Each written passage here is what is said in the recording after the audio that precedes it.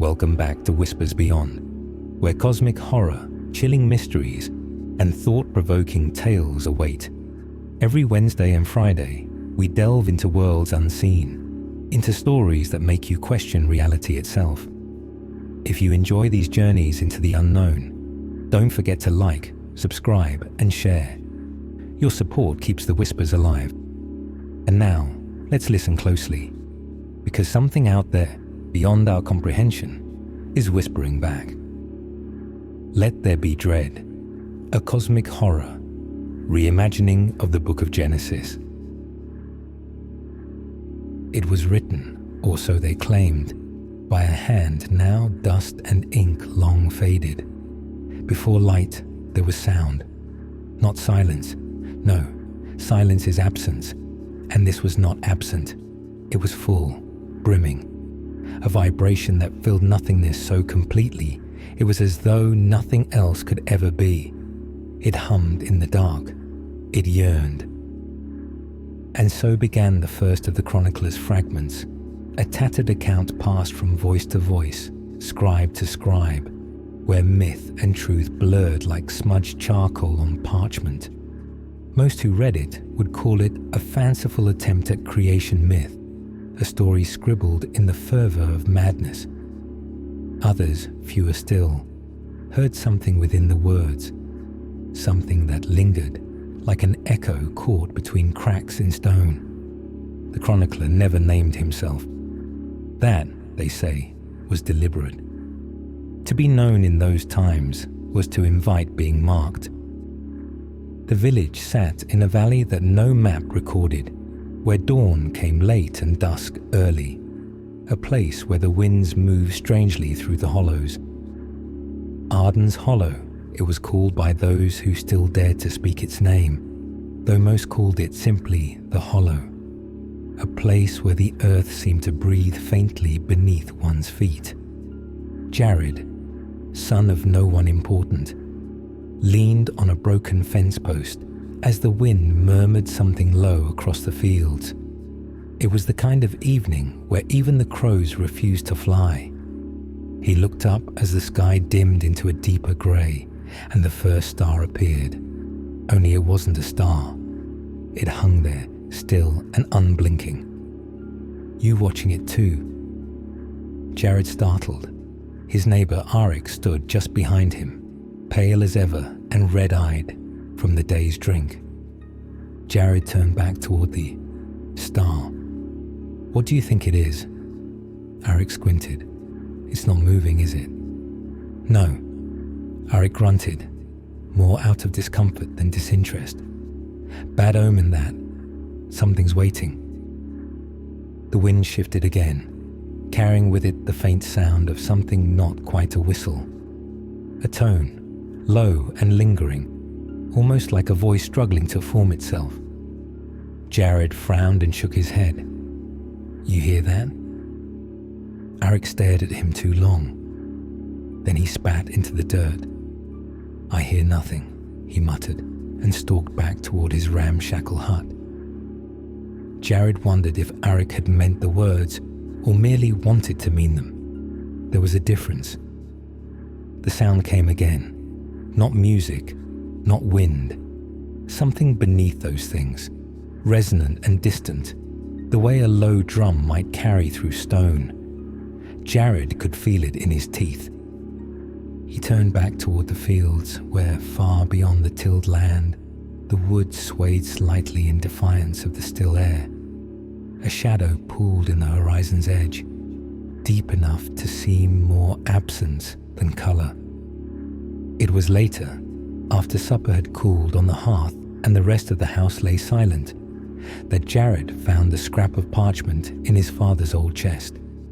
He did not know why he opened it tonight of all nights, only that the sound, distant though it was, seemed to guide his hand. The words on the page were faint, as if burned faintly into the parchment itself. And the word spoke into the deep, and the deep turned, and it was so. And from the turning came forth the light, though light was not pure. Light was hungry, for it was cast in the shadow of its maker. And so the first covenant was broken before it was ever made. The script was jagged, unlike his father's careful hand, and Jared frowned as he traced the words. There was more, but it had been smeared. From outside came a noise, not quite knocking, a shuffling at the doorframe, faint but deliberate, as though fingers tapped gently on the rotting wood. Jared looked up sharply, the hair on his neck rising. He thought of Arek's words. Something's waiting. He rose to his feet, bare soles pressing into the cold earth, and moved toward the door. "Who's there?" he called, his voice hoarse. The tapping stopped. Silence fell so thickly it was as though the world itself held its breath. Then, the voice, the hum, returned. Not words, but something older. A resonance that pressed against his skull, not spoken, but felt. He staggered back as a sudden cold flooded his chest, spreading outward into his limbs. Outside, the wood swayed though no wind blew. Something watched him, unseen but present, like a breath on the nape of his neck. He slammed the chest shut, parchment forgotten, and bolted the door. The sound outside did not return, but neither did he sleep. Morning brought no comfort. The light, though bright, felt wrong, distant and pale, as though the sun itself resided behind a veil. Arek had not returned to his fields.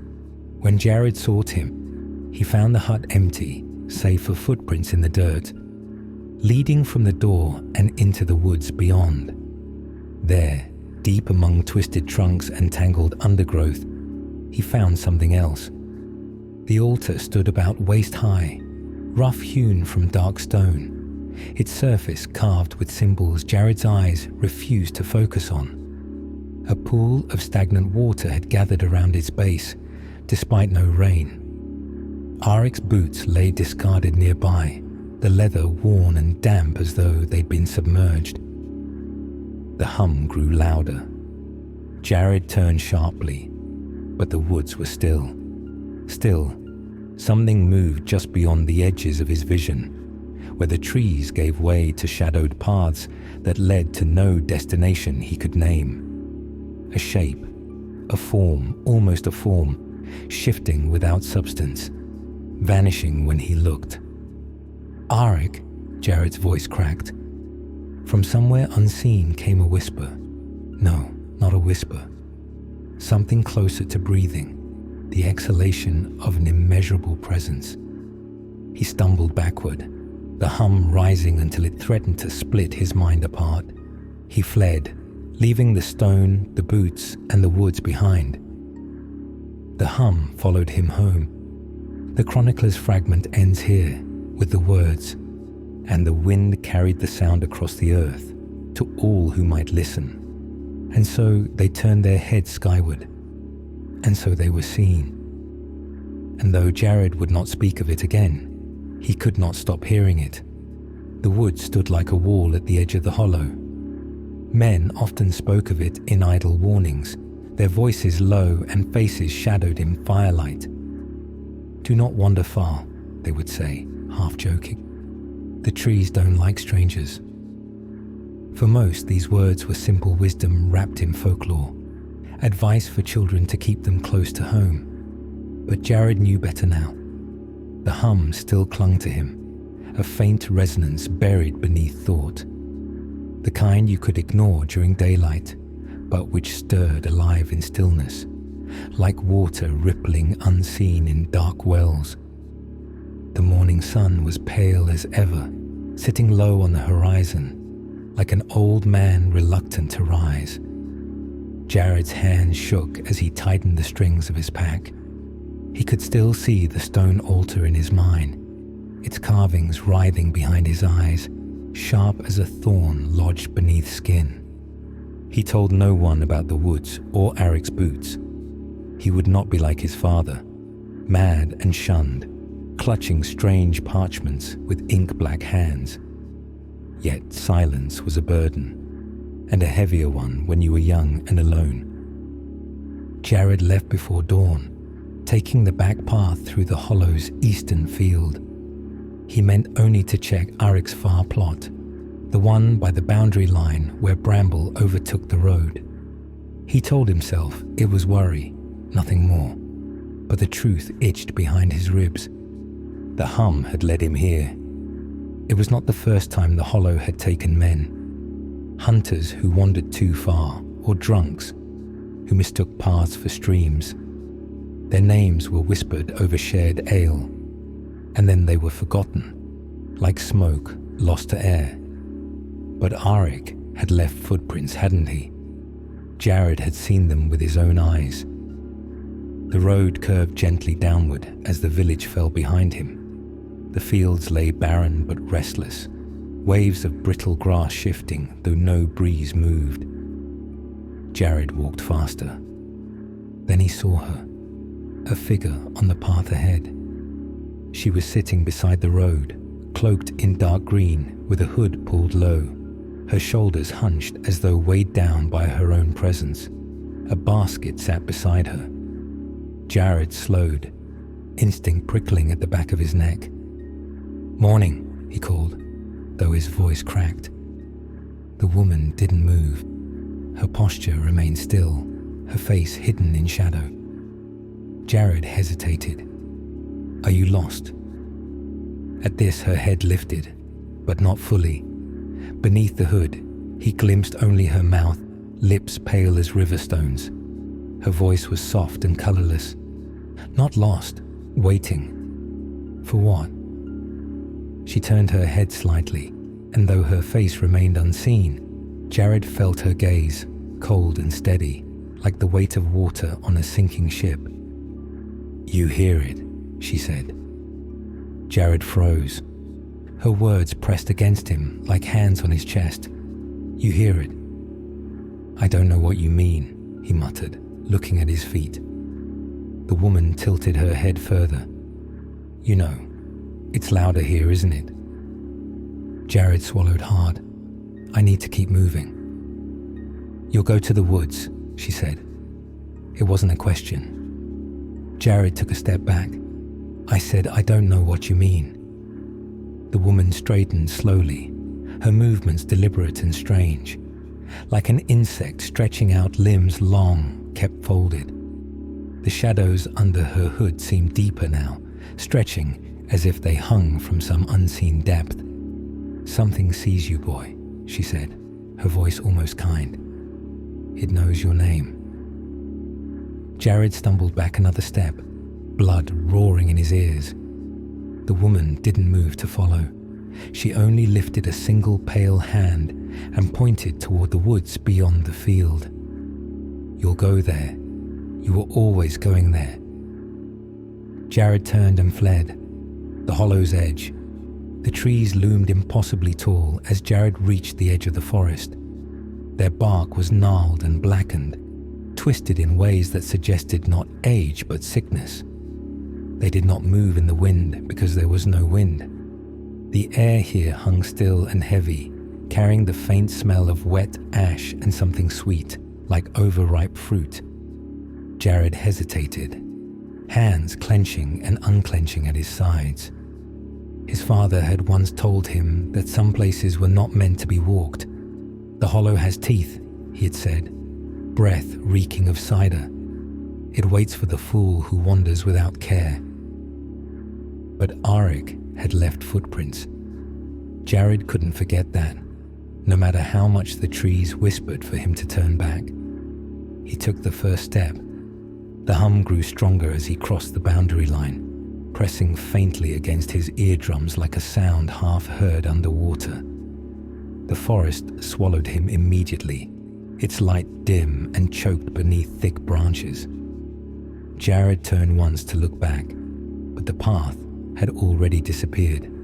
The trees had moved, or else his eyes betrayed him. "Arik," he called, though the sound fell flat and small in the choking stillness.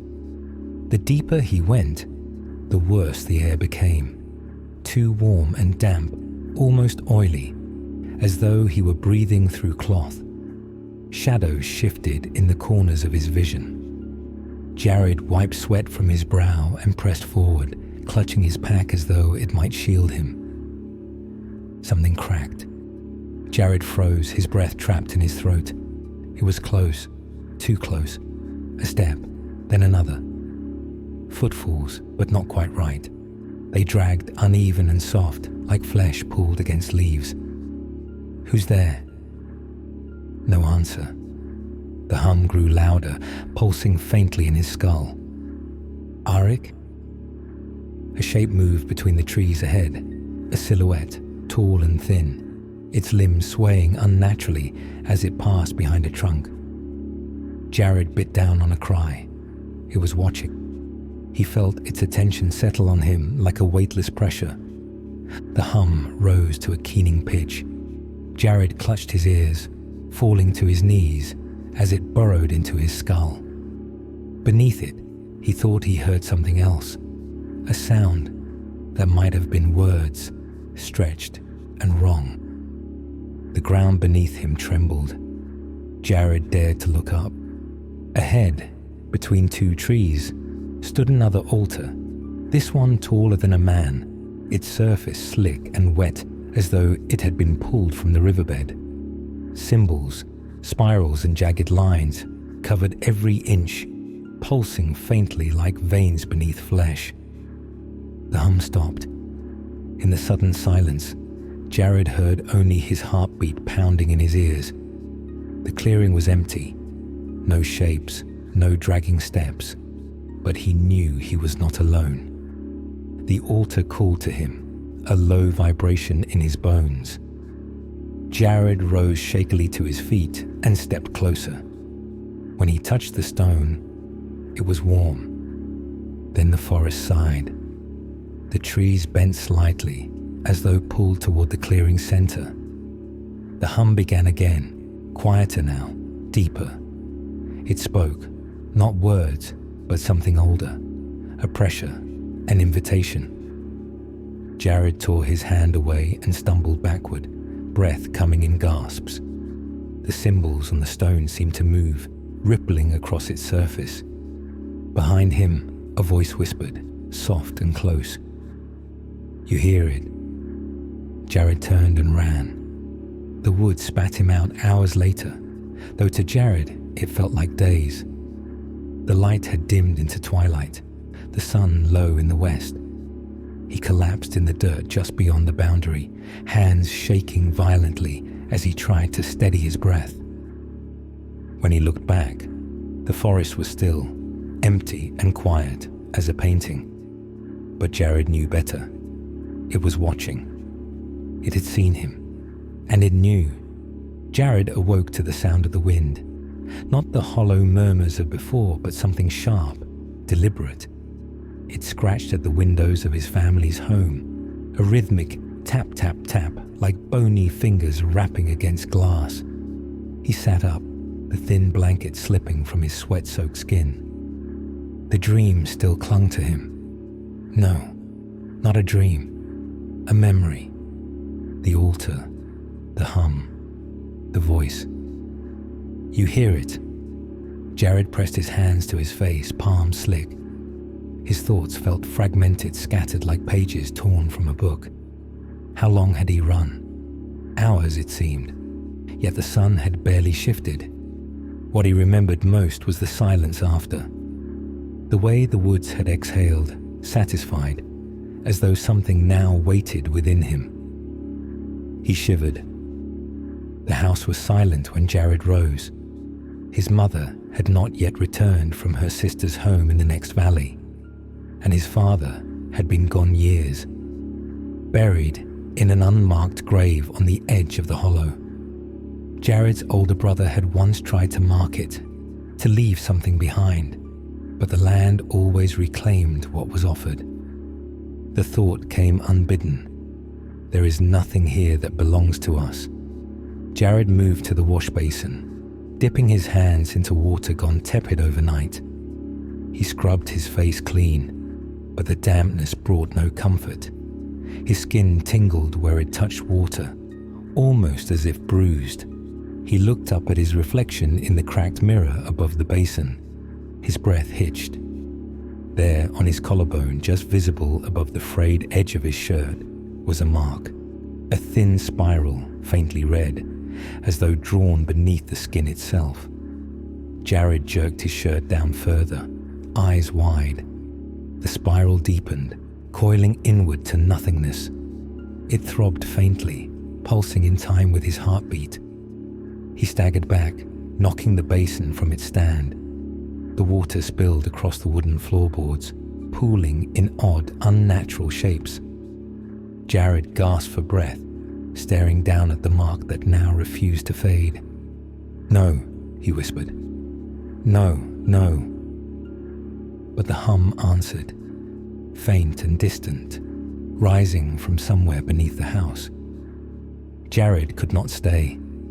The house was wrong, its walls tighter, its air thick with something unseen.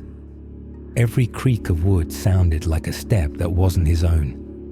By mid-morning, he had slung a satchel over his shoulder and left, letting the door fall shut behind him like the lid of a coffin.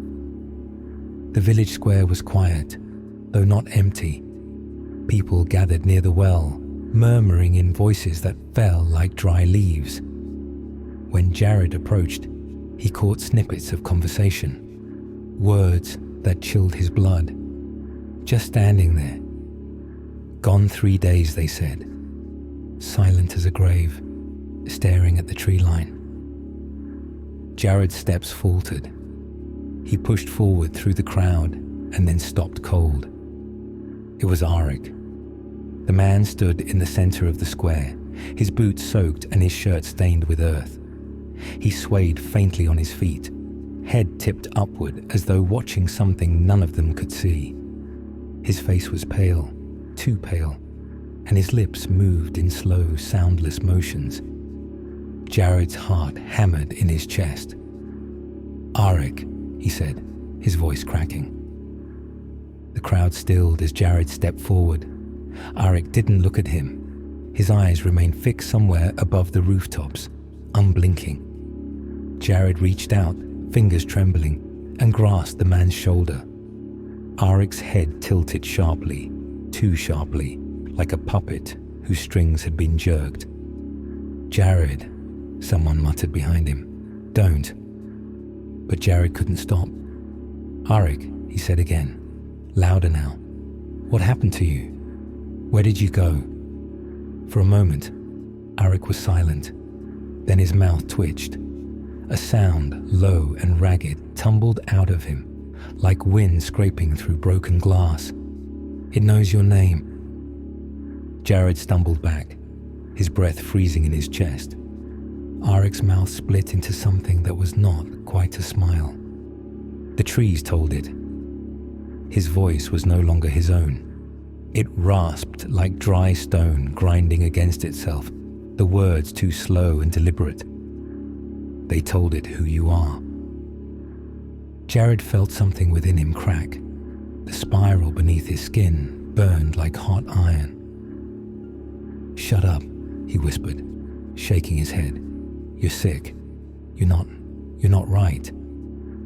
Arik's head snapped forward, his gaze locking onto Jared for the first time. And Jared froze.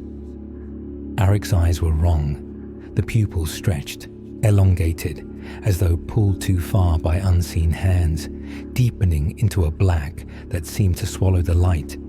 In them, Jared glimpsed something vast and watching, a shape like 1,000 eyes blinking open at once.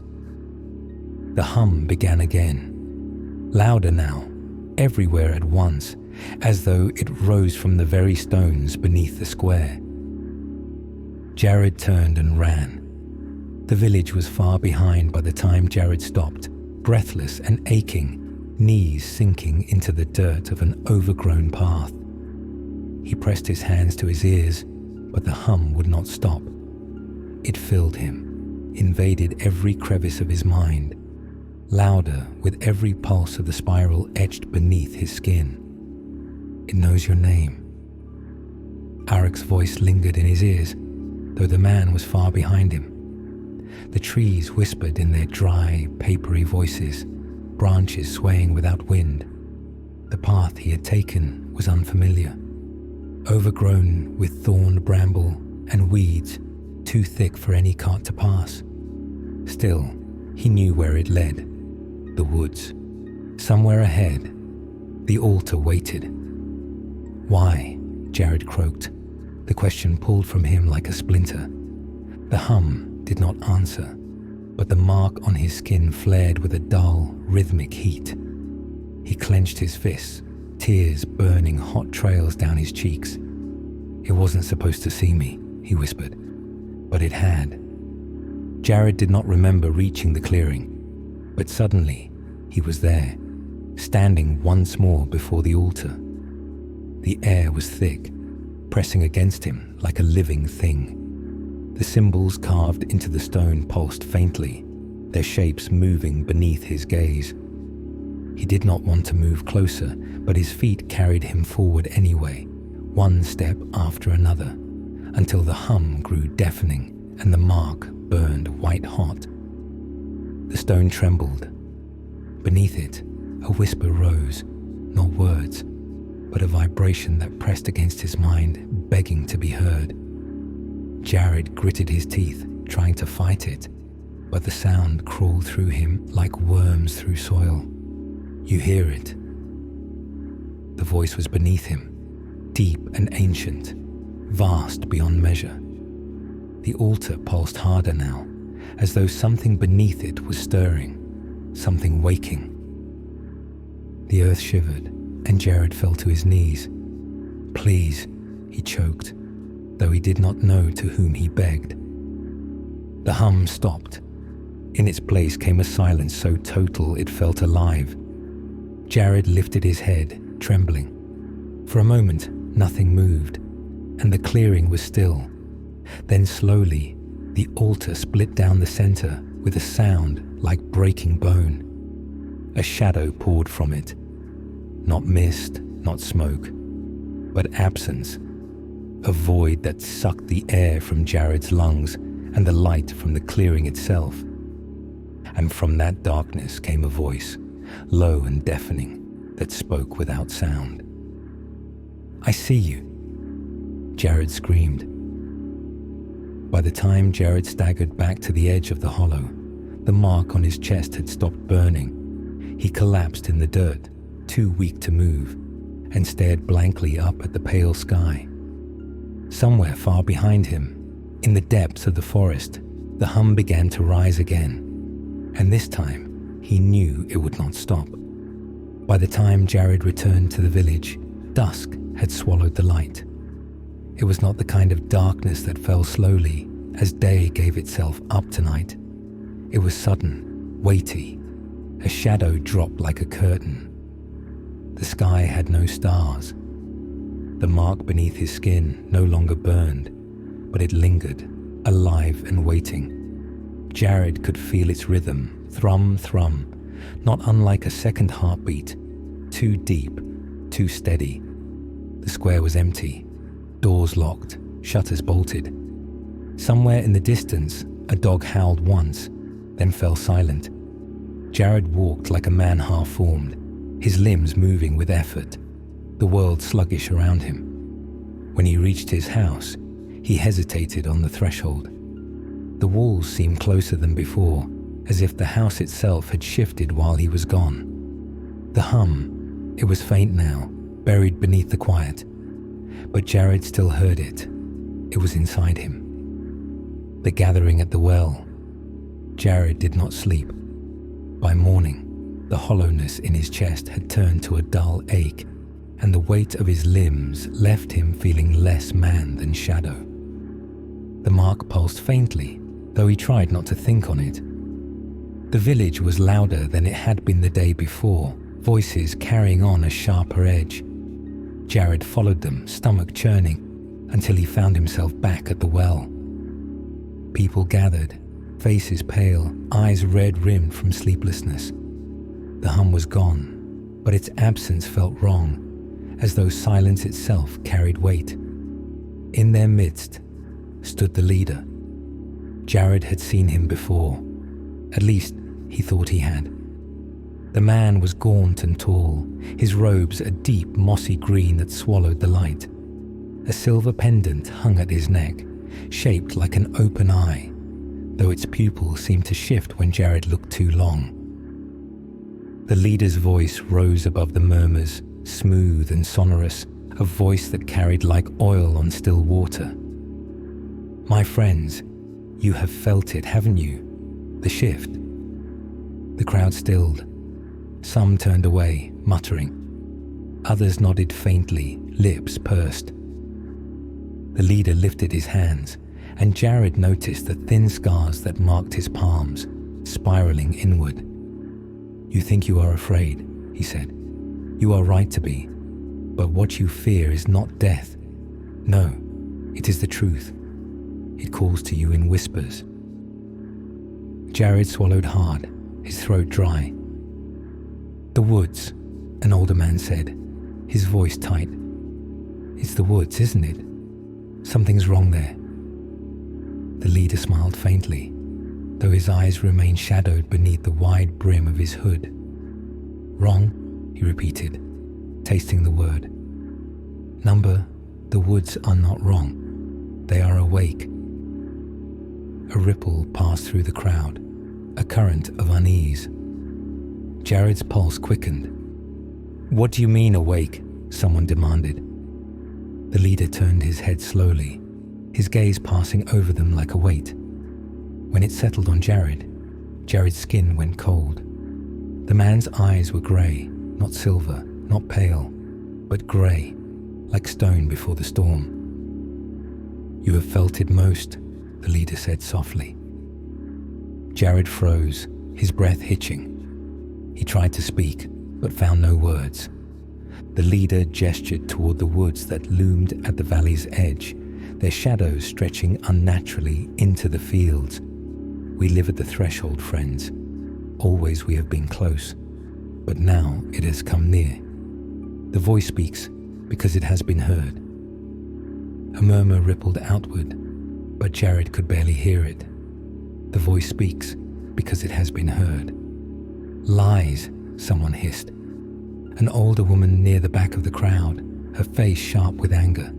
"You're mad, prophet. Get out." The leader tilted his head, almost bird-like. "Mad," he repeated. "Madness is the blindness of man who glimpses only the edge of the truth. I have seen further." At this, he lifted his right hand and traced the silver pendant at his chest. Jared saw the way the scars on his palm gleamed faintly, as though the spirals had been cut too deeply to ever fade. "You hear it too," Jared found himself saying. His voice was barely a whisper, but the leader turned sharply, that grey gaze pinning him in place. The leader smiled. It was not unkind. "Yes," he said. The gathering broke apart slowly, the villagers muttering darkly to one another as they dispersed. Jared stayed behind, lingering at the edge of the crowd until it was only him and the leader left. The man watched him for a moment before beckoning him forward. Jared's feet carried him without his permission. "You are marked," the leader said, when Jared was close enough. The words were soft, but they struck like stones. Jared's mouth went dry. "How?" "I know because I have been marked too," the man said. He held out his palm again, the scars catching faint light. "The voice chooses those who listen. And you, Jared, you have listened." Jared wanted to deny it, to scream that he had not chosen any of this, but the mark beneath his skin throbbed, as if laughing at him. "What does it want?" Jared whispered. The leader studied him for a long moment, then turned his gaze toward the woods. "The question is not what it wants, but what it is." The words rang in Jared's ears like a bell struck deep underground. The leader continued, his voice distant. "We stand at the threshold, boy. The hum you hear is the sound of something vast moving just beyond the veil, something older than gods or men. The altar is a door, and the door has been opened. Jared's stomach twisted. "You've seen it," he said, though he was not sure if it was a question or an accusation. The leader nodded slowly. "And so will you." The leader led Jared through the fields and to the woods. The sun hung low, a pale disk in a bruised sky. The wind had stilled again, as if holding its breath. At the edge of the forest, the leader knelt. "Here," he said, his voice a murmur. He pulled something from his robe and pressed it into Jared's palm. It was a small, black stone, rough and cold. "Carry it," the leader said. "When the voice grows loud again, when it calls for you, this will guide you." Jared stared at the stone. "Guide me where?" The leader smiled faintly, but the warmth did not reach his eyes. "To the altar, to the truth." The woods sighed faintly, as if in agreement. Jared looked back toward the village, its rooftops distant against the horizon.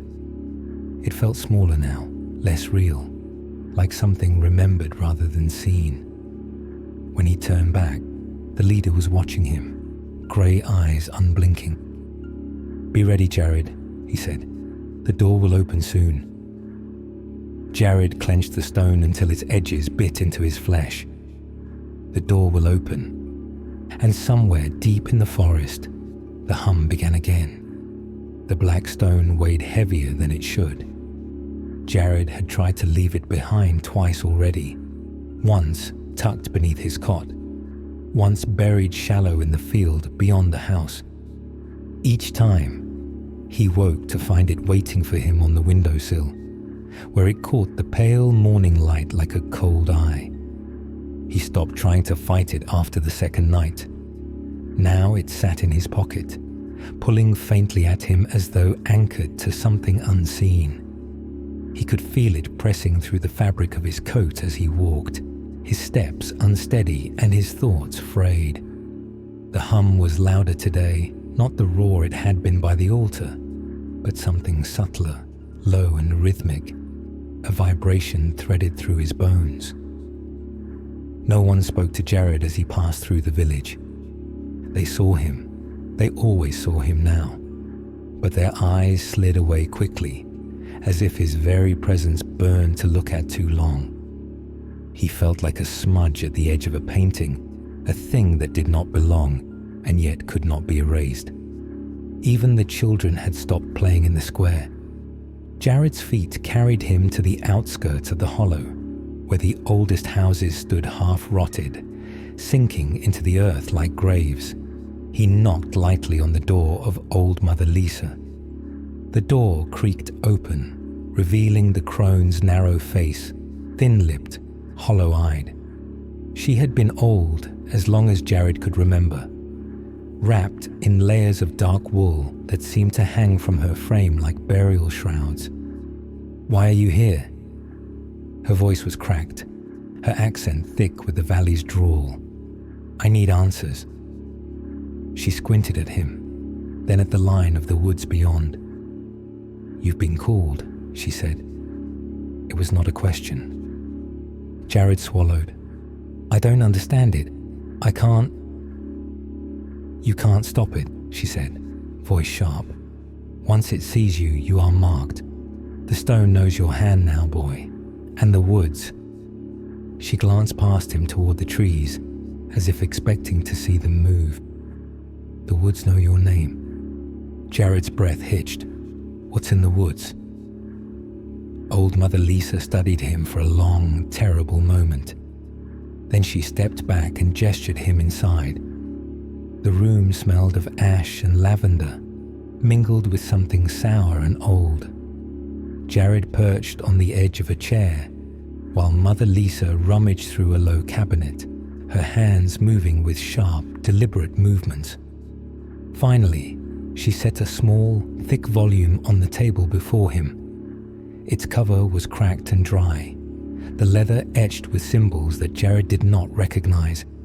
spirals, jagged lines, and something that might have been an eye. "It's older than me, and older still than this village," she said, sitting opposite him.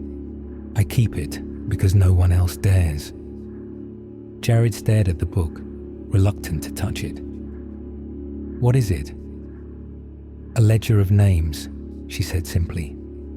"Names of men who walk too far, who listen too closely. It is not written by one hand but many. Those who come back bring stories. Those who don't..." She trailed off. "Well, the woods take their names for themselves." Jared opened the book. The pages were brittle. The ink faded into sickly brown stains. At first, it seemed like nonsense. Lists of names, some full and some incomplete. Esmond Grey, Lillian Thrace, Arista. The last name had no surname. A single black mark ran beneath it, deep as though the quill had cut the page. But then Jared turned a page and froze. At the bottom, faint and smudged, was his own name. Jared Keane. His throat closed. How? "It heard you," Mother Lisa said softly.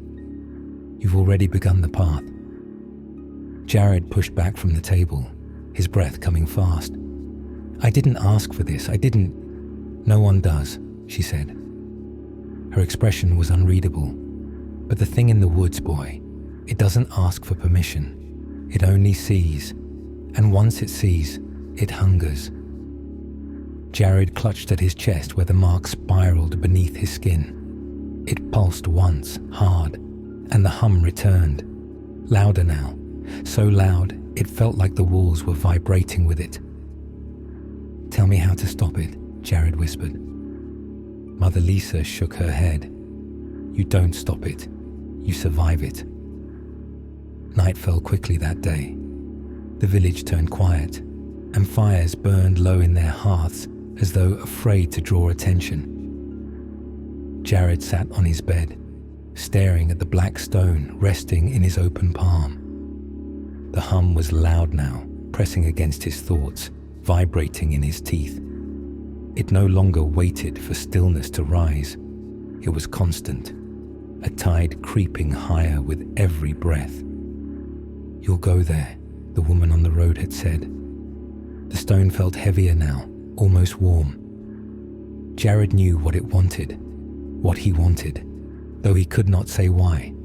It pulled at him, urging him toward the edge of the woods, where the door had begun to open. He dressed in silence and stepped into the night. The path to the woods was darker than it had ever been. Jared carried no lantern. He did not need one. The black stone throbbed faintly in his hand, guiding him forward as the hum grew louder, the rhythm pulsing through his bones in strange, halting time. Ahead, the forest loomed, the trees no longer still, their branches twisted as though writhing against the weight of the sky, and their shadows stretched impossibly far across the fields. As Jared stepped over the threshold, the mark on his chest burned white hot. The woods accepted him. The world dimmed, shadows deepened. The air grew thick, clinging to his skin like damp cloth. Somewhere deeper, something moved, a dragging sound, heavy and slow, as though the earth itself shifted beneath unseen weight. The hum filled everything now, a pressure that resonated in his skull, his chest, his marrow. The black stone grew colder, its surface roughening as though it too sensed the presence drawing near. Jared stopped in the clearing, his breath ragged. The altar waited, as it always had, its surface slick and glistening, the spiral-carved symbols moving. The shadow that had poured from it days before was still there, still shifting, still watching.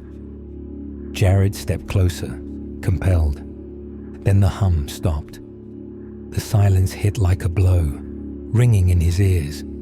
He staggered, the black stone slipping from his fingers and landing on the earth with a dull thud. A voice rose from the shadow. Not words, but something deeper, more primal. Jared could not understand it, but he felt it, vibrating through his mind, his flesh, his soul. Then the symbols on the altar split open, and the earth beneath it began to move. From the fissure came a sound like tearing fabric, and something vast and shapeless rose from the void below, a shape that shifted and churned, impossible to grasp with mortal eyes. Jared saw glimpses of it, limbs that bent without end, eyes within eyes, a form that bled into the shadows as though it were part of them. And Jared realized then what Mother Lissa had meant. It was hunger. It was awake, and it had come for him. Jared fell to his knees, the hum resuming with deafening force. He clutched at his chest as the mark burned brighter, spiraling outward through his veins like fire. Above him, the shadow stretched higher, reaching toward the sky. The voice rose, and Jared screamed. For a moment, the clearing was nothing but light and sound, raw and blinding, like the birth of a new star. And then there was silence. When Jared opened his eyes, the forest was still. The altar stood empty once more, and the clearing was quiet, save for the faint hum that now lived within him. He was not alone anymore. He would never be alone again. Jared had not returned to the village. For 2 nights he had wandered the woods, though he could not say where he had gone or how far he had travelled. The sky above the trees was wrong, no longer a black veil scattered with stars, but a smudged, shifting thing. At times, it seemed close enough to touch, pressing down as though it might swallow the woods whole. He had tried to find his way back to the hollow, but the paths turned on themselves, looping endlessly through the same gnarled roots and pale clearings. And through it all, the hum had followed him, constant now, pulsing softly from the spiral beneath his skin like a heartbeat that no longer belonged to him. He could feel it vibrating in the earth when he stood still, and see it pressing faint ripples into the stagnant water that pooled beneath the trees. At times, he could almost make out a voice in it, a rhythm of something vast and deliberate. Not words, but will. Jared stopped at a dry riverbed, the cracked earth glowing faintly beneath the moonless sky. He sat with his back against a crooked tree, fingers wrapped tightly around his knees, and tried to breathe. His mind felt frayed, unraveling in thin strands. Memories came jagged, Arik's voice, old Mother Lissa's warning, the black stone growing heavier in his hand. What had he seen in the clearing? The shadow, the thing, rising from the altar. Jared could remember only fragments, glimpses of limbs stretching beyond reason, of eyes that opened within shadows and burned without light. He knew if he thought on it too long, his mind would break like glass beneath a hammer. But more than the vision, it was the presence that haunted him, the feeling of something seeing him, not as a man is seen, but as a thing laid bare, every secret and weakness stripped clean. It had touched him, and now he carried it inside him like rot eating through wood. He lifted his shirt. The mark on his chest had deepened. What had been a single spiral now split and branched, faint tendrils spreading outward like cracks in stone. They pulsed faintly in rhythm with the hum. "Stop," he whispered. The hum did not stop. Jared slammed his fist into the earth, his breathing ragged. "What do you want?" The forest around him stirred, as though hearing him. It began with a sound, soft, deliberate, a creaking like old wood shifting under weight. Jared's head snapped up, his eyes scanning the pale gloom between the trees. The sound came again, closer this time. He pushed himself to his feet, blood pounding in his ears. The hum grew louder, threading through the air now, vibrating in the ground beneath his boots. Then he heard it, a voice. It came low and layered, like many voices speaking at once through cracked stone. Jared could not understand the words, but they wormed into his ears and festered in his skull. He turned sharply, his heart racing. The trees were shifting, not swaying in the wind. There was no wind. They were moving, their trunks splitting and bending, the bark groaning as they twisted. Branches lowered, gnarled fingers reaching toward him. Jared staggered back, his mouth dry. Then he saw them, faces, shapes pressed faintly into the bark, their outlines distorted and unfinished, eyes that had no lids, mouths that hung open in silent screams. He watched as one of the faces turned, looked at him, the grooves of its mouth spreading wider. The voice grew louder, words slipping beneath his skin, vibrating in his bones. He stumbled backward over the dry earth, his legs weak and shaking. The trees moved again, parting as though to make way. And then Jared saw it. From between the parting trunks came a figure, the leader, his tall frame wrapped in green, his silver pendant gleaming dully against his chest. His eyes, pale and grey as a storm, fixed Jared in place. "You've wandered far," the leader said, his voice low and smooth, though it carried an edge of something deeper, something inhuman. Jared tried to speak, but his throat closed around the words. The leader stepped closer, his boots leaving no sound on the cracked earth. "It is waking, Jared," he said softly. "Do you not feel it?" Jared's hand moved instinctively to his chest, where the mark throbbed. What is it?" The leader tilted his head, as though studying him. "It is the source," he said. "The truth behind the veil.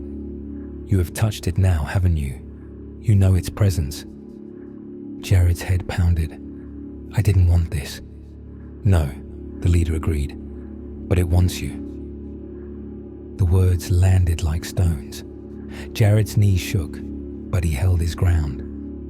"Why me?" The leader smiled faintly, though it was a cold thing. "The marked are chosen. Those who listen, those who see." He extended a hand, his palm scarred with spirals like Jared's. "And you have seen, Jared. You have heard." Jared looked at the hand, pale and waiting, and felt something stir in him. A pull, deep and heavy, dragging him forward. The hum filled him completely now, so loud he thought he might burst apart beneath it. "You have a choice," the leader said. "You can fight it, and it will break you, or you can accept it. You can learn." The forest around them seemed to hold its breath, the shadows pressing closer. Jared shook his head, his voice hoarse. "I don't understand." "You will," the leader said. "You must. For the threshold is breaking, Jared.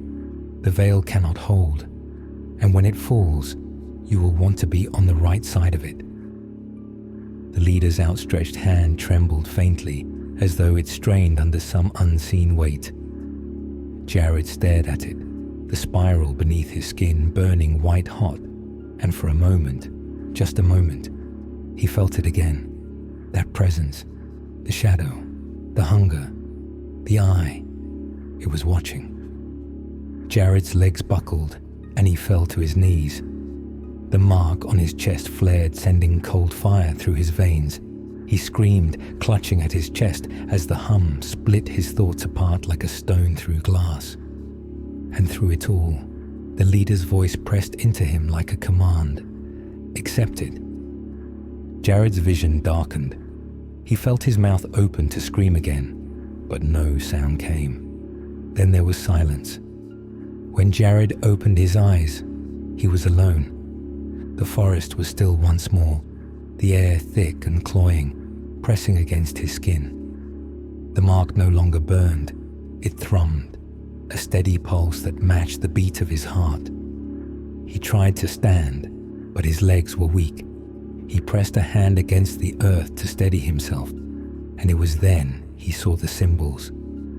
They had been carved into the ground, spirals, jagged lines, and the unmistakable shape of an eye. They stretched outward from where he had fallen, burned into the dirt as though etched by fire. Jared stared at them, his breath shallow. The hum had gone quiet, but its absence was not a comfort. It was a waiting thing now, coiled deep inside him, patient and unshakable. Jared looked toward the trees. They no longer moved, but their shadows felt deeper somehow, thicker. The words echoed in his mind, accepted. And as he stood, trembling, Jared realized a truth that split him cleanly down the middle. The leader was right. The veil was breaking, and something was coming through. Jared stumbled back toward the edge of the forest, his eyes scanning the path ahead for signs of life. But the woods did not want him to leave. The trees watched him with their silent faces, and though he could no longer hear the hum, Jared knew it was still there, buried inside him, waiting. Jared walked back to the hollow as though emerging from a fever. Each step took effort, like wading through deep, invisible water. The world was different now, though he could not say how. The trees were still and the fields were empty, yet everything seemed to pulse with life, a hidden rhythm, a vibration beneath the surface of the earth itself. The hum was gone, replaced by a heavy silence that weighed on him like stone. He kept his head down as he entered the village. Though the streets were quiet, the houses seemed wrong, crooked, hunched as though listening for something. Jared's pulse quickened. He knew now that the silence was not absence, it was waiting. The villagers had felt it too. He could see it in their faces as they peered through windows or lingered on thresholds. Their expressions were tight and pale, their eyes darting to the edges of things, to the fields, the horizon, and the trees. A whisper drifted through the square as Jared passed. The woods took him. He came back. He ignored them. What he had seen, what he had felt, had hollowed him out. The mark on his chest no longer burned. It pulsed faintly now, a dull echo of some deeper force. He could feel it spreading. Jared found them in the square. The leader stood at the base of the well, his silver pendant gleaming in the sickly light. Around him, the villagers gathered in a loose circle, their faces drawn and gaunt, their bodies swaying faintly as though to some inaudible music. The leader's voice carried like a knife cutting through the thick air. "The veil is thin now," he said, his hands lifted, his scarred palms open to the sky. "You have felt it, all of you, the silence, the shadows. The hum has called, and the earth itself has answered." Some villagers murmured assent. Others, too afraid to speak, simply stared. Jared lingered at the edge of the crowd, his fists clenching at his sides. "Something comes," the leader continued, his voice softening, growing almost tender. "And though you may tremble, though you may close your eyes to it, there is no turning back. You must accept it." "Accept what?" The voice belonged to a young woman, a farmer's wife, her face pale and streaked with dirt. She stood apart, arms crossed tightly over her chest. The leader turned his head slowly toward her. "The truth," he said simply, "the shape that lies behind the veil, that which was here before us and will remain long after we are gone." "What truth?" she cried. "All you speak of is darkness." The leader tilted his head, his eyes, those cold, grey stones, fixing her in place. "The darkness is not to be feared," he said. "It is the beginning and the end." His gaze swept over the crowd, falling last on Jared. Jared flinched, but did not look away. "You have seen it, haven't you?" the leader said, his voice dropping low. "You have felt it stir within you." Jared's skin crawled. The villagers turned toward him, their eyes hollow, their faces desperate. For a moment, Jared felt pinned beneath their collective weight.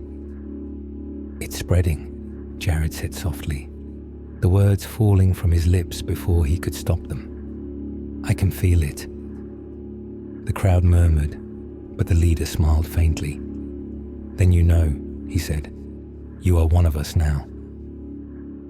"I'm not one of you," Jared spat. "You are." The leader's voice held no anger, only certainty. "You carry its mark, you carry its voice, and when the door opens, you will stand with us on the threshold." Jared turned and fled before he could hear more. The clouds rolled in as Jared stumbled homeward. Thick and heavy, they crawled across the horizon, smothering the sun in layers of bruised grey. Jared kept his head down, the mark beneath his skin pulsing harder now, keeping time with his racing heart. The silence had deepened. The birds were gone. No wind stirred the brittle grass or touched the leaves. Even the sound of his own footsteps seemed muffled, as though the air itself was thickening. Jared stopped as something caught his eye, a shape on the horizon. At first, he thought it was a storm, but as the darkness gathered, he realized it was not cloud. It was absence, a tear in the sky itself, its edges jagged and shifting, as though reality had been ripped open by unseen claws. He staggered backward, his breath shallow. The tear pulsed faintly, deep and slow, as though something immense on the other side was breathing. The air vibrated with a low, droning sound, the hum, but not from within. It came from the tear itself, rising through the earth and filling the space around him. Jared fell to his knees, clutching his head as it pressed into his mind like 1,000 whispered voices speaking at once. From behind, he heard something move, a dragging sound, slow and deliberate. Jared turned sharply. A figure stood at the edge of the field. It was human-shaped but wrong, its proportions too long, its movements too smooth, as though joints and bones no longer mattered. Its head was tilted at an unnatural angle, its face obscured by shadow. It lifted its arm toward him. Jared scrambled to his feet and ran, the hum roaring in his ears. Jared burst into his house, slamming the door behind him. His chest heaved as he slid to the floor, pressing his back against the wood as though to hold it shut.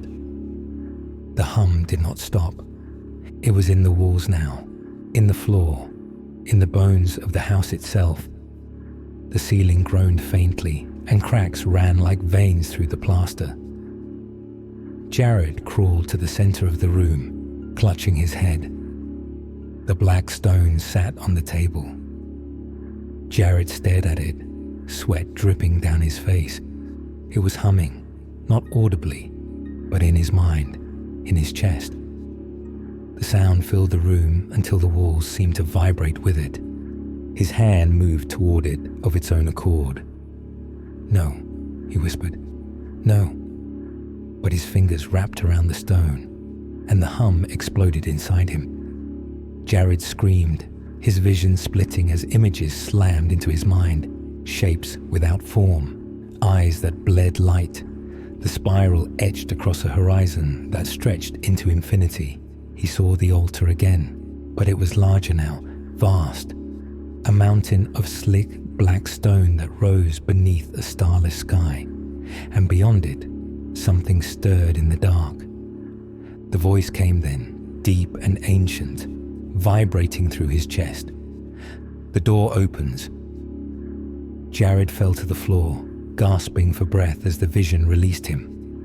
The hum faded, leaving only the faint sound of his own ragged breathing. The stone lay cold in his palm. From outside, the wind rose for the first time in days, a long, low exhalation that swept through the village like a warning.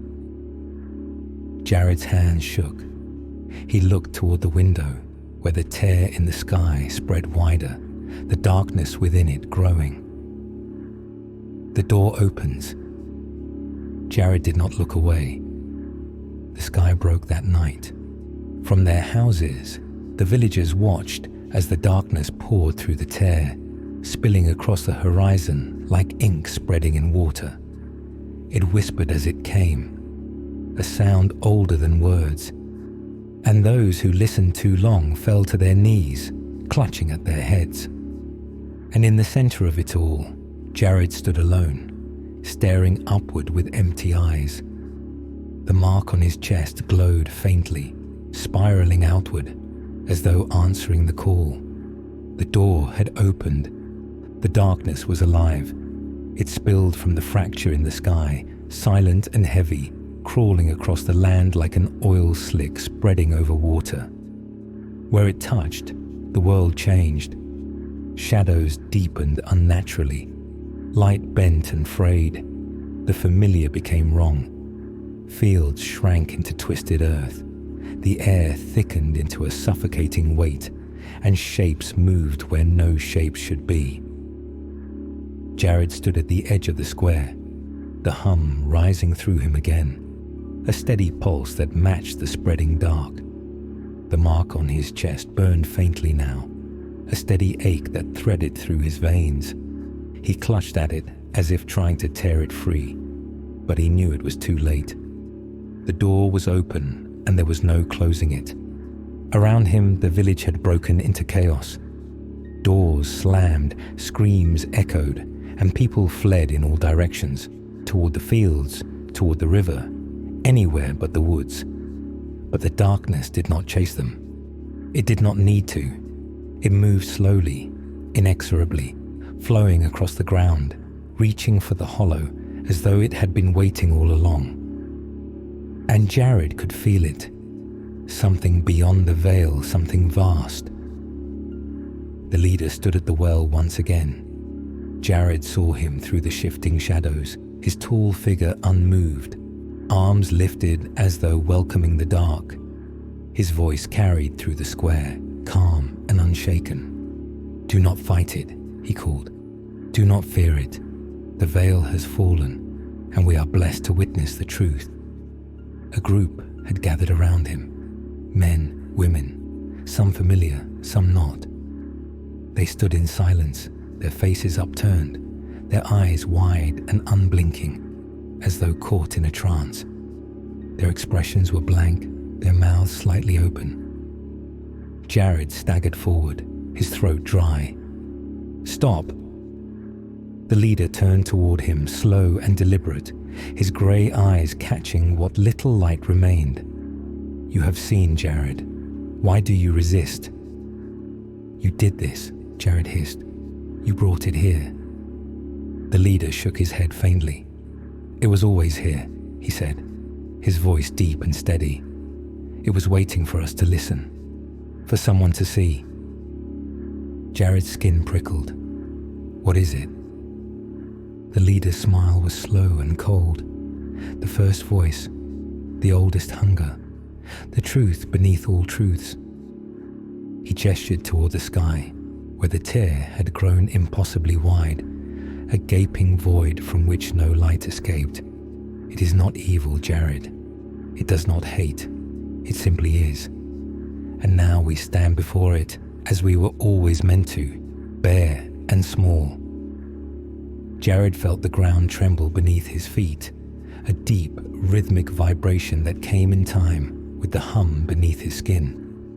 "What does it want?" Jared demanded. The leader stepped closer, his robes brushing the ground as he moved. "It does not want. It consumes.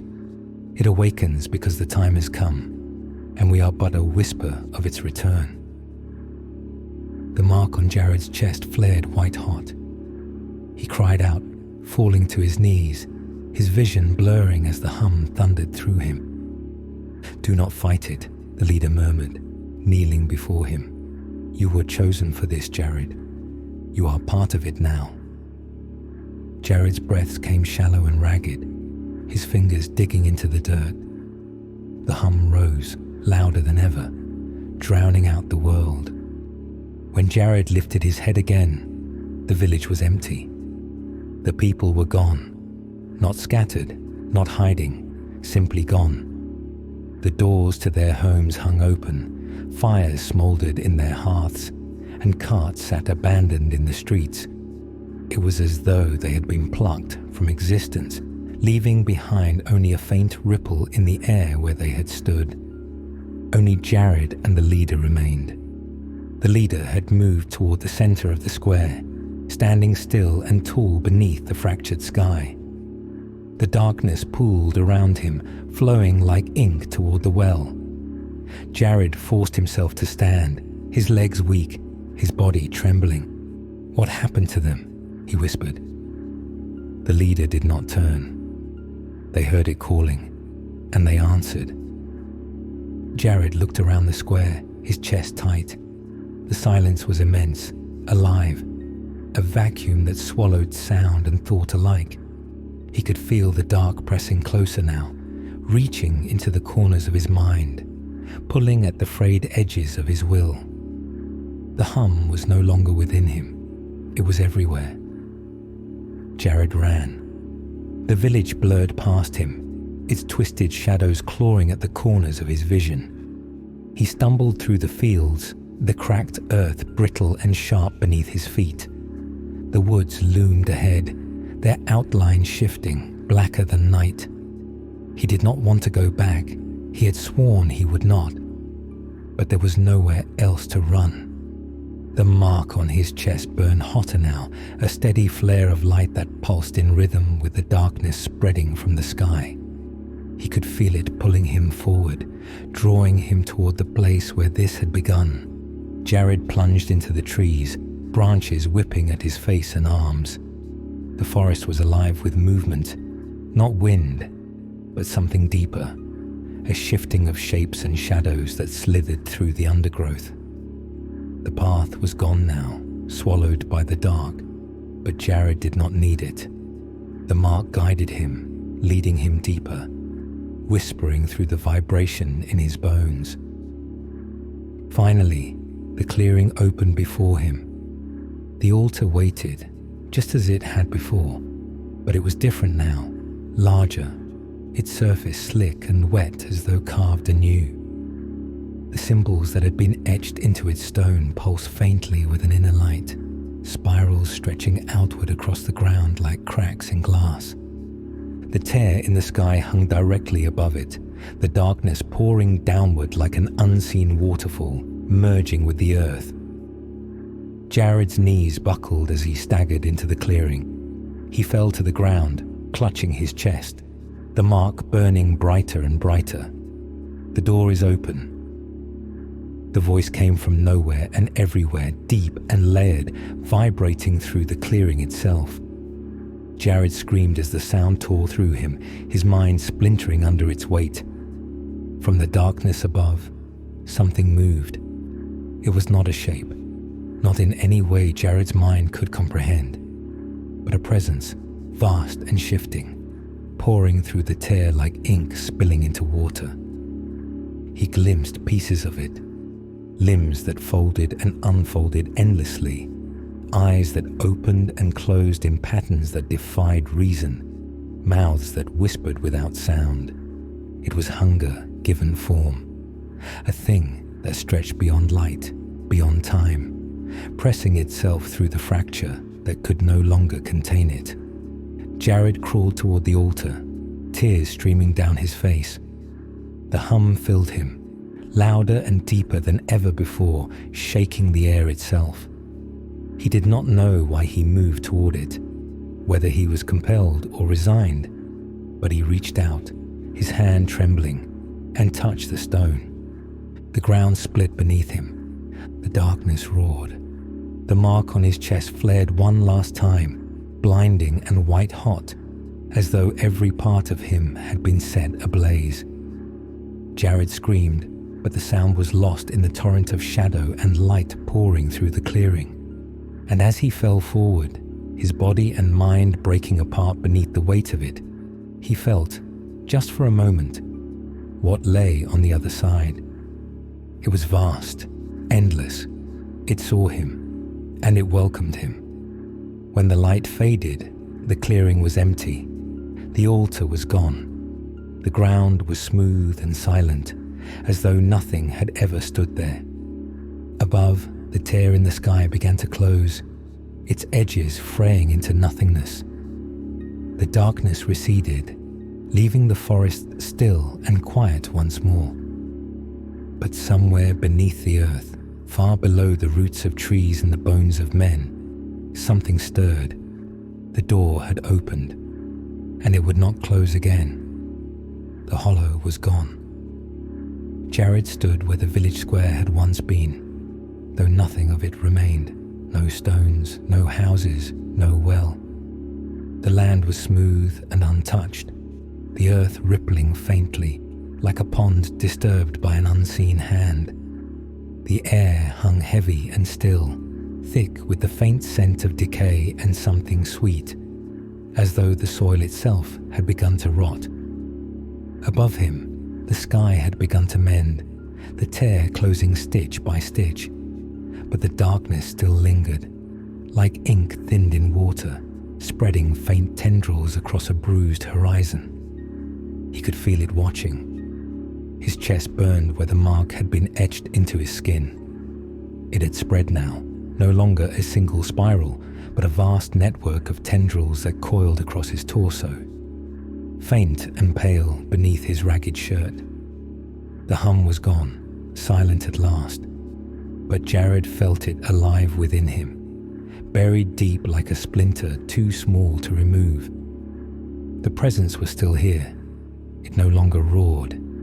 It did not need to. It had settled into the world like something always meant to be, a weight pressing down on reality itself. And Jared was alone.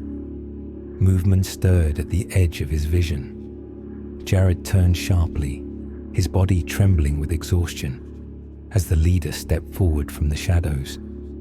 He looked unchanged, his robes hanging from his gaunt frame like skin on a corpse. The silver pendant swayed faintly against his chest, though the eye etched into its surface now seemed alive, the pupil shifting whenever Jared tried to focus on it. "You survived," the leader said. His voice was quiet, reverent, as though speaking in the presence of something holy. Jared staggered back, his fists clenching. "Where are they?" His voice cracked, hoarse from screaming. "The villagers, where are they?" The leader tilted his head, his expression almost pitying. "They have crossed." The door opened, and they were taken, offered as tribute, as was always intended. "Tribute?" Jared's voice shook with rage. "You killed them." "No." The leader's grey eyes were calm, empty. "They were chosen. We are but fragments, Jared, pieces of something far greater than ourselves. To pass through the veil is to return to the whole." Jared's chest tightened. "What are you talking about?" "The truth," the leader said softly. "The shape behind the world. The thing that speaks in the hum and waits in the dark. It has awakened now, and we are its heralds." Jared staggered, clutching his chest where the mark pulsed faintly. "No," he whispered. "You're lying." The leader stepped closer. "You felt it, didn't you? When you touched the altar, when the darkness poured through, it saw you, it accepted you." "I didn't ask for this," Jared shouted. "I didn't want any of this." The leader's lips curved into the faintest of smiles. "It does not matter what you want. You have been chosen. You are the key." Jared's knees shook, and he fell to the ground gasping for breath. The weight of it, of the mark, of the knowledge, pressed against him like a stone crushing his chest. He could feel something vast and infinite, moving just beneath the surface of his mind, stirring like a thing disturbed from slumber. "What happens now?" Jared choked. The leader knelt before him, his grey eyes empty of anything human. Now, the door opens fully. The ground trembled beneath Jared's hands, a deep, rhythmic vibration that seemed to echo from miles below. He looked up sharply as cracks spread through the earth around him, spidering outward in thin, jagged lines. The leader stepped back, his arms lifting toward the broken sky. "It comes," he whispered. Jared tried to stand, but the earth beneath him gave way. With a sickening groan, the ground split open, and Jared fell. He tumbled downward into darkness, his scream swallowed by the void. Jared awoke to silence. He lay sprawled on his back, staring upward into a blackness so total it seemed alive. The air was thick and stale, heavy with the smell of damp stone. Jared pushed himself up, his limbs shaking, and looked around. He was underground. The walls of the cavern loomed high above him, uneven and smooth, as though carved not by tools, but by the slow, grinding weight of ages. Strange symbols etched themselves across the stone, spirals and lines that pulsed faintly with light, casting shadows that moved like living things. The hum returned then, faint and steady, vibrating through the walls, through the ground, through him. Jared pressed a hand to his chest, where the mark burned softly, matching the rhythm of the sound. He turned. The cavern stretched before him into impossible darkness, the floor sloping downward into shadow. Far ahead, something glowed, a faint, pulsing light, pale as a dying star. It called to him, pulling at the mark beneath his skin. Jared staggered forward, each step slow and deliberate, his breaths ragged. The deeper he went, the louder the hum became, threading itself into his thoughts like a chant he could not silence. The cavern widened into a vast chamber that stretched beyond sight. Jared stumbled to the edge of the precipice and froze. Beneath him, the earth moved. The floor of the chamber was not stone but flesh, vast and writhing, a shifting mass that churned and stretched in slow, undulating waves. It pulsed in time with the hum, rising and falling like the breath of some colossal being that had slumbered for eons. Jared fell to his knees, his mind buckling beneath the sight.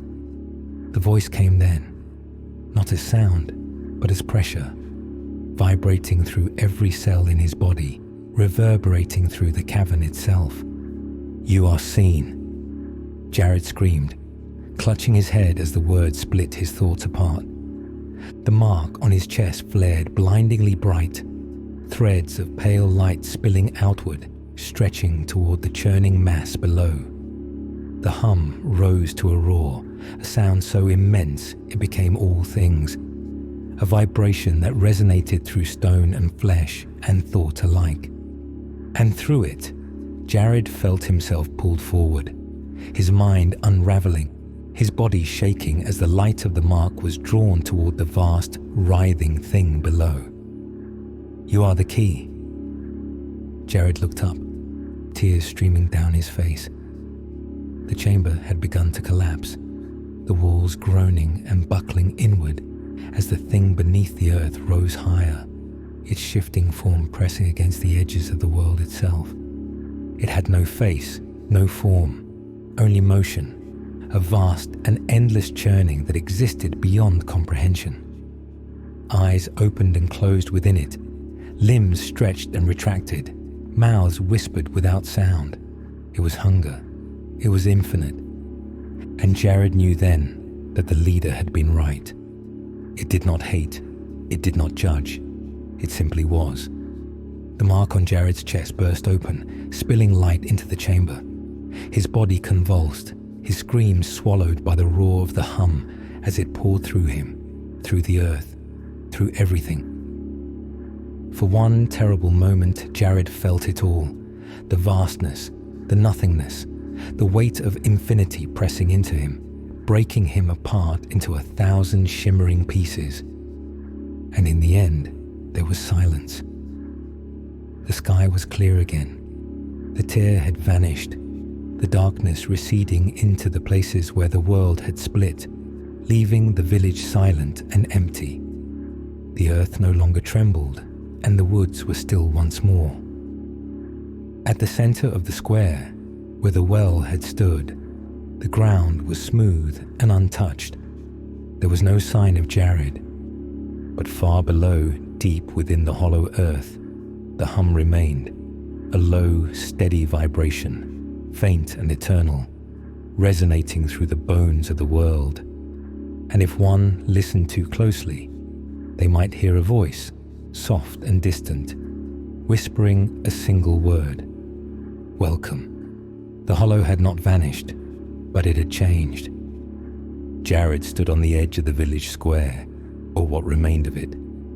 The land was smooth now, as though scraped clean by unseen hands. The well was gone, the houses were hollow shells of themselves, their frames warped and tilted as if pulled towards some unseen gravity. The air carried a heaviness, a palpable wrongness, like the aftermath of an unseen disaster. There were no people, no voices, no sound at all. The sky was clear, too clear, its color an unnatural pale shade of blue that made Jared's skin crawl. It felt like a mask stretched taut across something vast and watching. The tear was gone, but Jared could still feel it, the presence that had poured through, waiting just beyond sight.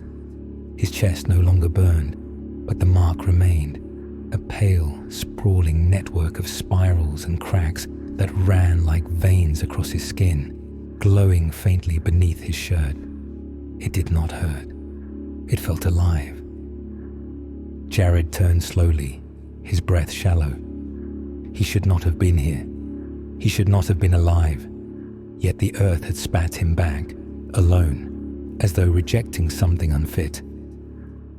The silence pressed closer. Jared walked through the village. His footsteps sounded wrong against the ground, a dull, lifeless thud that seemed to vanish as soon as it was made. The houses were empty shells, doors left ajar, windows hollow and black. He stopped at what had once been Arek's home, staring at the crooked frame. The walls seemed too thin, almost translucent, as though the house had been drawn rather than built. Inside, the air was colder. Jared stepped across the threshold, his heart pounding in the silence. The furniture was still there, a table, 2 chairs, a cot pushed against the far wall. But everything was blurred, like shapes seen through water. He moved closer to the table. A faint outline lay there, something small, something that once might have been a handprint pressed into dust. Jared reached out, trembling, but when his fingers touched it, the shape dissolved, scattering into nothing. He stumbled back.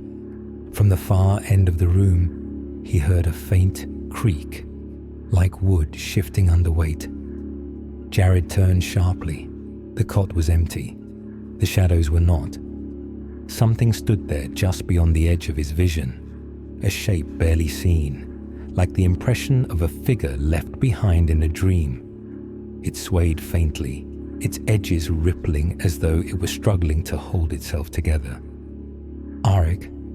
Jared's voice broke. The shape twitched. Jared stepped back, his skin cold. The figure did not move forward, but it stretched, elongated unnaturally as its head tilted toward him. For a moment, Jared thought he saw something within it, eyes wide and hollow, staring back at him. Then the shadows collapsed inward, swallowing the figure whole. The silence rushed back. Jared fled the house.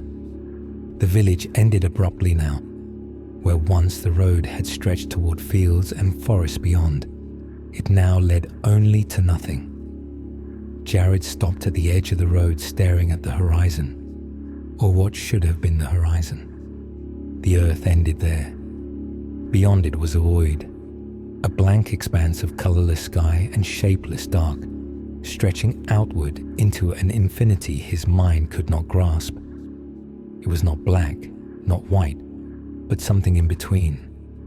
Absence given form. He felt dizzy just looking at it, as though the world itself were threatening to unravel beneath him. Jared took a step back, his pulse roaring in his ears. The mark on his chest pulsed faintly. He turned sharply, looking toward the woods in the distance. They still stood, though they were darker now, their edges shifting like the figures in Arik's house. The hum was gone, but Jared could feel something waiting there, something watching. The voice echoed in his mind, unbidden. The door opens. Jared stumbled back into the village square. The silence gnawed at his thoughts, stretching the moments thin, as though time itself had begun to bleed. He stopped at the center, his hands shaking, the mark throbbing faintly beneath his skin. "You returned." The voice rang like a bell struck in a tomb. Jared spun, his breath catching in his throat. The leader stood at the far edge of the square. His figure was gaunt, his robes torn and dusted with ash, but his grey eyes remained unchanged, cold and endless, like the stone that lay deep beneath the earth. "What happened?" Jared demanded, his voice raw. "Where is everyone?" The leader stepped forward, his feet silent against the ground. "They have crossed." "Crossed where?" Jared's voice cracked. "What did you do?" The leader tilted his head, a faint, almost sympathetic smile tugging at his lips. "I did nothing, Jared. The hollow has always been a doorway. The altar has always been a key. And you," he gestured toward Jared's chest, "you are its bearer." Jared shook his head violently. "I didn't ask for this." "You were chosen," the leader replied softly. "Not by me, not by man. You were seen. The mark is proof." Jared's hand moved to his chest, the spirals thrumming faintly beneath his fingers. "Why me?" The leader stopped a few feet away, his eyes locking onto Jared's. "Because you listened. Because you heard the hum and felt the truth beneath it. Because something vast and eternal has touched you." Jared's breath came ragged. "And what now? What happens to me?" The leader smiled again, but there was no kindness in it. "You survive, Jared. You endure, because now you carry the door within you." Jared staggered backward.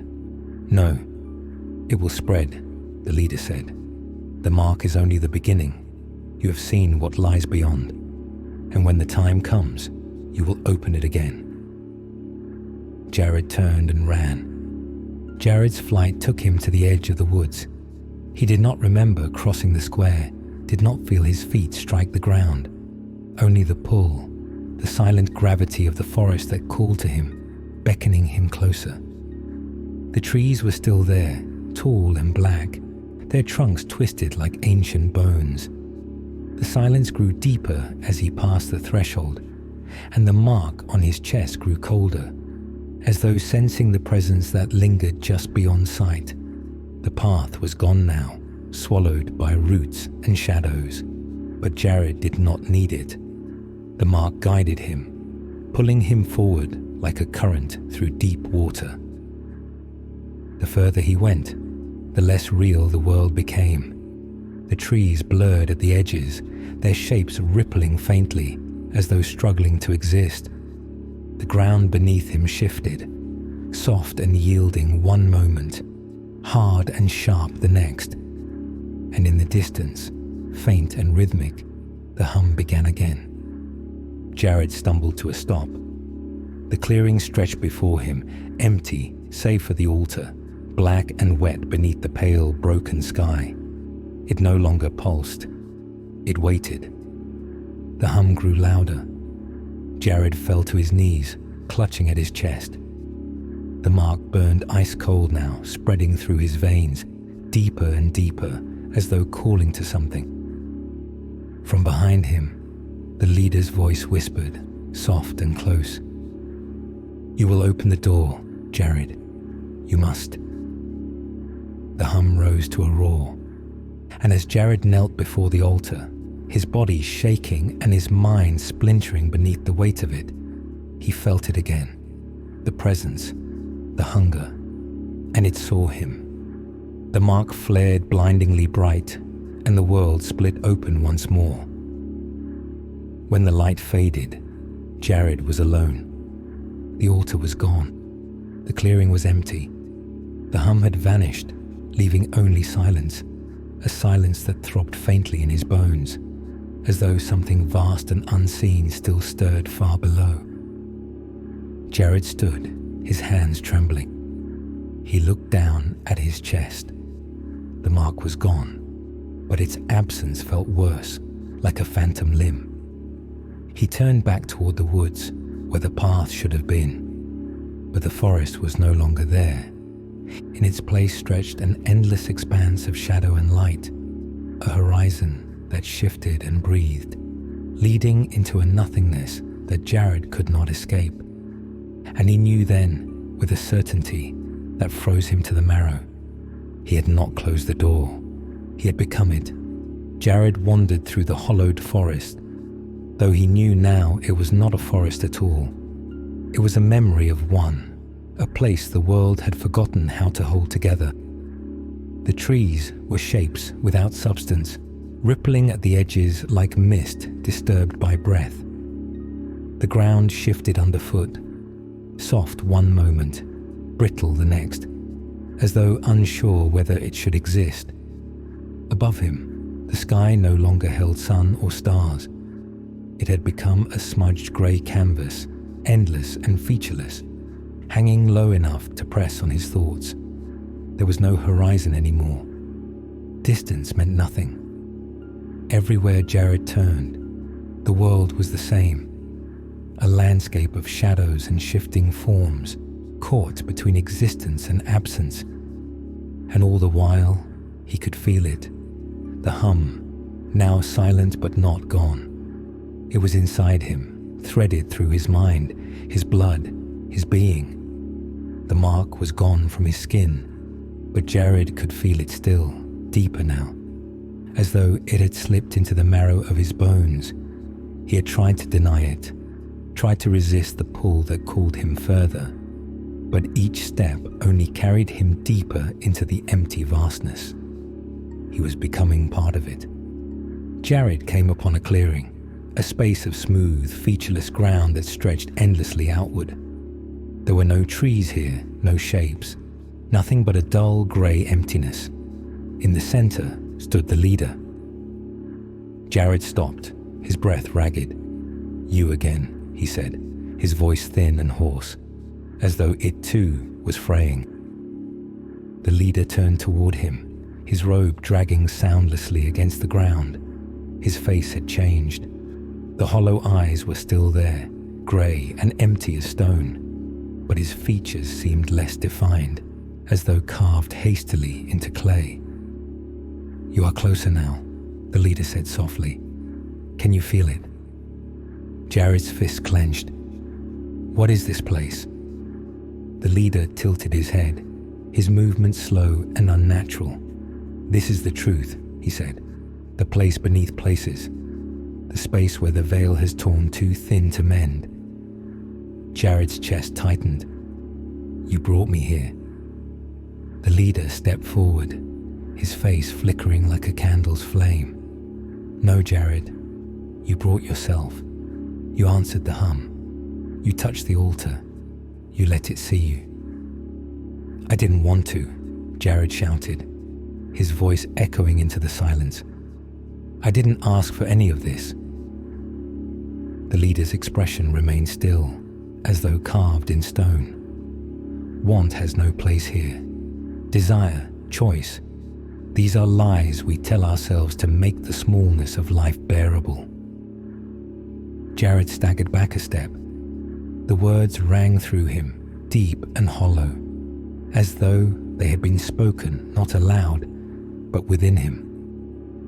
The leader gestured toward the endless grey, his thin hand extending in a slow, deliberate arc. The world is unravelling, Jared. You can feel it.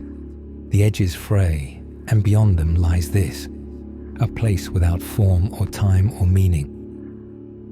Jared's throat felt dry. And you serve it? The leader's mouth curled faintly, though there was no joy in it. I accepted it. The truth cannot be denied forever. Jared's legs felt weak. He pressed a hand to his chest, searching for the mark that was no longer there.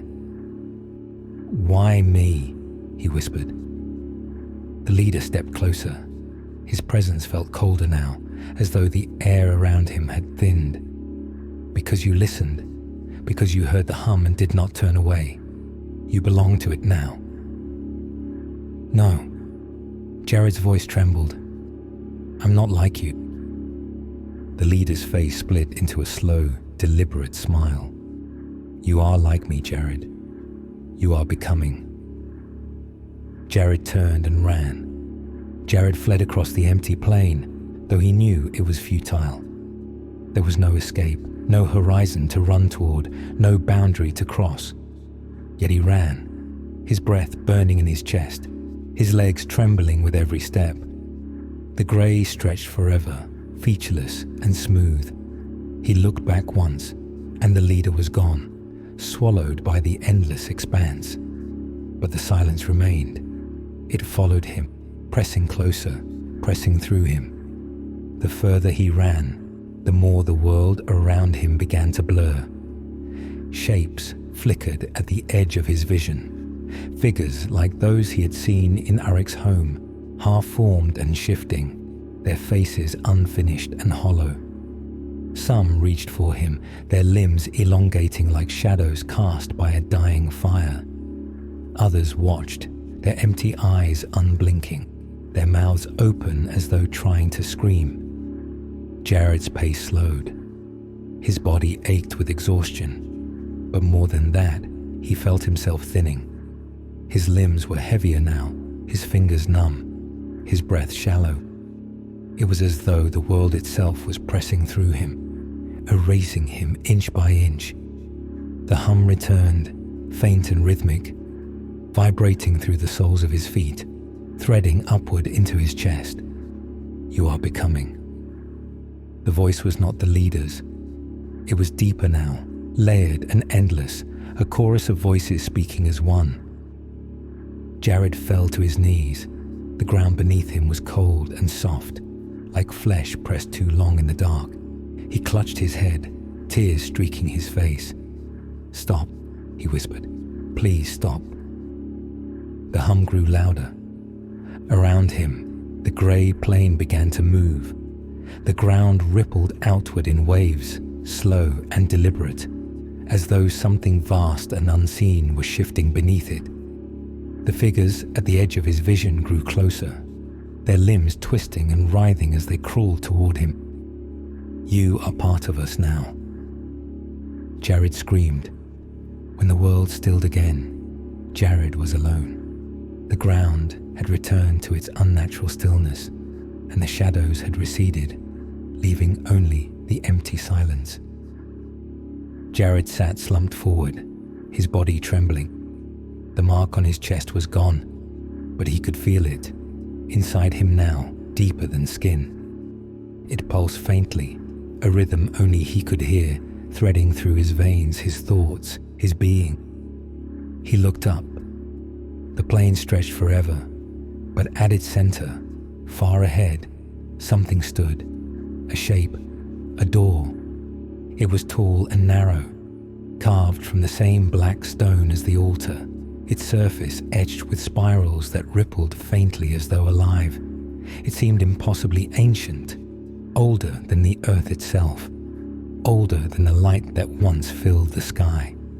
Jared rose to his feet, his legs weak, his breaths shallow.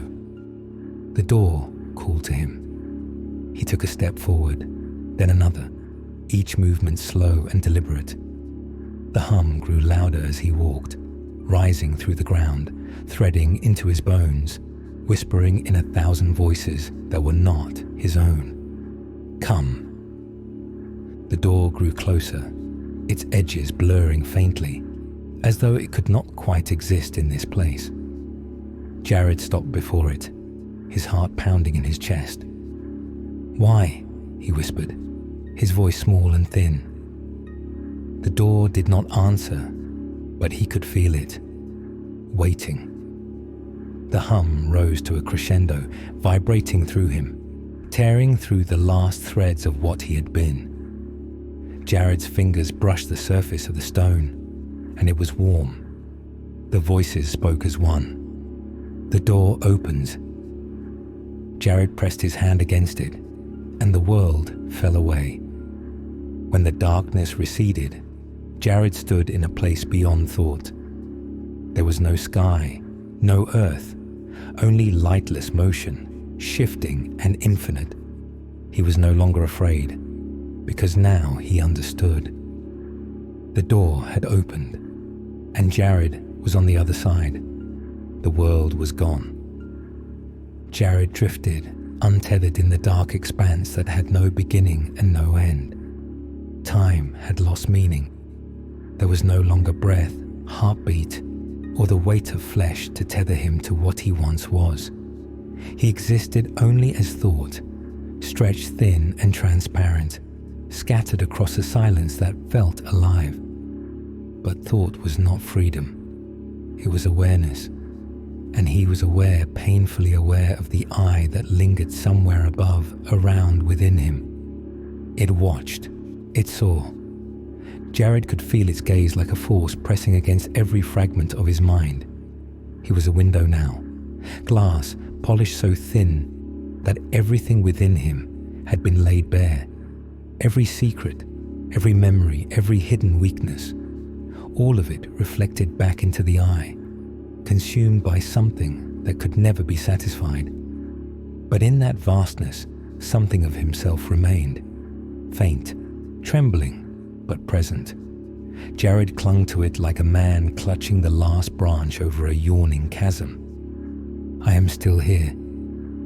The thought echoed faintly through the dark.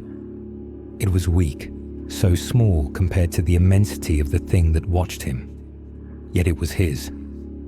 The void around Jared began to move. It did not shift in a way that could be seen, but he felt it. Currents rising and falling, something vast stirring within the fabric of the nothingness. It rippled through him, plucking at his edges like fingers on stretched strings. And then the whispers began. They rose softly at first, carried on the rippling silence. 1,000 voices murmuring in 1,000 tongues, all speaking as one. The words clawed their way through his thoughts, crawling into every corner of his unraveling mind. The door opens. "We see you. We are you." The voices bled together into a chorus, rising and falling in waves of unbearable harmony. Jared felt himself slipping further into their pull, dissolving into the hum of the voices that whispered truths he could not understand. He tried to speak, though he no longer had a mouth. "What do you want from me?" The voices stopped. For a long moment, there was only silence. Then the eye blinked. The force of it rippled through the void, tearing into Jared with the weight of 1,000 unseen hands. His thoughts splintered, the last pieces of his identity pulled apart like wet paper. But at the center of it all, there was still the faint echo of his voice, screaming to itself, holding on. "I am still here. I am still here." The eye shifted. Jared could feel it, not a movement, but an intention. Its focus narrowed, pressing against him, burning through the thin remnants of his being. And then the dark broke.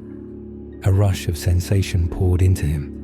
Cold air on skin, the press of ground beneath his back, the weight of his body returned. Jared gasped, his lungs heaving as though they had been empty for eons. The silence was gone. In its place was a low, resonant hum that throbbed from deep within the earth. Jared opened his eyes. The sky was still wrong. It stretched above him in unnatural stillness, a pale canvas of grey that seemed to press downward. The ground beneath him was not earth but something smoother, darker, like glass forged from the bones of ancient things. He pushed himself up on shaking arms, his body weak, as though it had forgotten how to hold itself together. His hands were there, pale and trembling, but marked. The spirals had returned, etched into his skin like faint scars, threading up his arms and disappearing beneath the collar of his tattered shirt. He clutched his chest. The mark no longer burned, but it pulsed faintly beneath his palm, a steady rhythm that matched the hum vibrating through the earth. Jared staggered to his feet. Around him, the horizon stretched endlessly, flat, featureless, and silent. He was back at the clearing, but the monolith was gone. In its place, a vast pit yawned open, its edges crumbling faintly into the dark below. Jared could not see the bottom. The hum rose from within it, deep and constant, like the sound of a massive heart beating far beneath the earth. The eye was no longer here, but Jared felt it still, watching, waiting. Jared approached the edge of the pit, his footsteps soft against the unnatural ground. He peered into the darkness, the edges of the spiral-marked scars tingling faintly as the hum grew louder. Shapes moved within the depths, not quite shadows, not quite light. They coiled and uncoiled like limbs, spreading outward in patterns that stretched into infinity.